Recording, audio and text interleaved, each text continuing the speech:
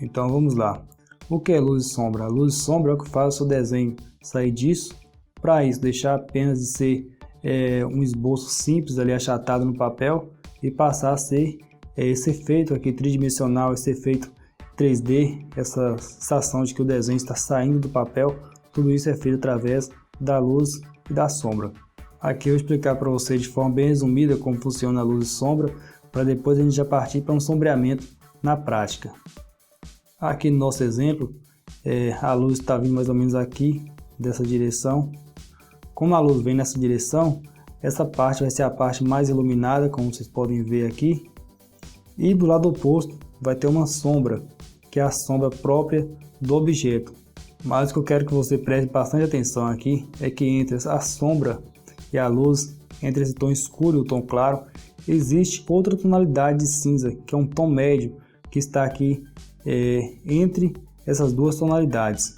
E esse é um grande erro que muitos iniciantes cometem ao desenhar, usar apenas duas tonalidades, a falar luz e sombra são dois tons, um é luz, o outro é sombra. Na verdade não é bem assim, porque entre o claro e o escuro existe outras tonalidades de cinzas que você deve ficar bem atento na hora que estiver desenhando, para você copiar todas as tonalidades de cinza que você vê no desenho. Isso vai dar um aspecto muito mais realista.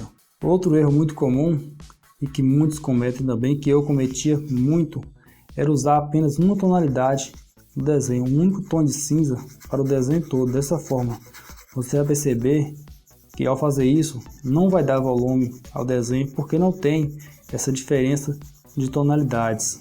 Dessa forma, isso era o que eu fazia e que eu vejo muita gente fazendo hoje também, é isso, usando apenas um tom no desenho todo, e olha como fica. Aqui não tem como ter volume porque tem apenas um tom. Agora aqui sim que tem tom escuro, tom médio, tom claro, você vê que tem aí esse efeito 3D, mas dessa forma aqui não tem como. Assim como eu fazia também dessa forma, não dava volume e eu ficava ali muito triste pelo resultado, que nunca ficava do jeito que eu queria, e eu não sabia o porquê, mas na verdade faltava sombra em meus desenhos, era muito claro. Então não se trata apenas de escurecer o desenho, mas escurecer nas partes certas e reservar as partes claras também. Essa diferença de tonalidade que vai dar o realismo no desenho. Neste mesmo exemplo aqui temos outro erro muito clássico também, que é deixar linhas visíveis no desenho. Observe que aqui ao redor ficou a linha do esboço. Esse é outro erro muito comum, porque no desenho realista não pode haver linhas, ao invés de linhas tem que haver luz e sombra, como você pode ver aqui nessa esfera de baixo. Então, ao invés de você deixar essas linhas aqui em volta, você deve sombrear para dentro, se esse for o caso, sombrear e jogar essa sombra para o lado de dentro, desfazendo todas as linhas que houverem em seu desenho.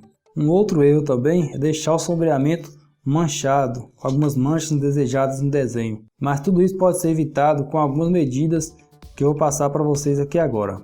Primeiro, sempre que você for desenhar, utilize uma folha ou um plástico entre a sua mão e o desenho, para assim evitar que você coloque a sua mão em cima da folha, porque o suor da sua mão pode acabar manchando o desenho. Então isso é muito importante, todas as vezes que for desenhar, usar uma folha ou um plástico entre a sua mão e o desenho, beleza? Outra dica é você sempre começar da esquerda para a direita, caso você for destro. Se for canhoto, você vai fazer o contrário.